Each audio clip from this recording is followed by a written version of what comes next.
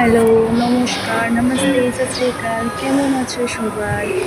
আজকে একটা mini blog নিয়ে আবার চলে আসলাম। সকালবেলায় আমার খুব কাজের চাপ থাকে, আমি আগে অনেকবার বলেছিলাম। তো আজকে দেখো আমি সকাল সকাল উঠে চা বানিয়ে আটা মাখলাম, আটা মাখার পর রুটি বানাতে লেগেছি, সবজি বানালাম। গরমও প্রচণ্ড হয়ে গেছে। সো এখন সকালবেলা তাড়াতাড়ি উঠেই কাজে লেগে যাই।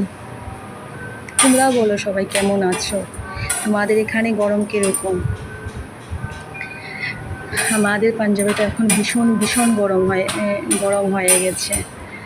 তো সকাল 5টার সময় উঠেই কাজে লেগে যাই। রুটি বানাতে অনেকটাই সময় লাগে, কারণ কি প্রত্যেকটা লোকই আমাদের ঘরের সকালবেলায় রুটি খায়।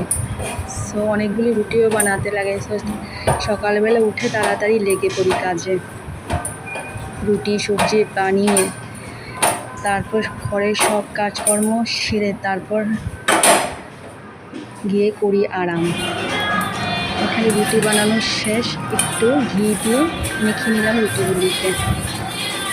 আজকে আলু মটরের তরকারি বানিয়েছি। আর আমার ভিডিওগুলো যদি তোমাদের ভালো লাগে তাহলে একটু লাইক, কমেন্ট আর শেয়ার করে দিও। ধন্যবাদ।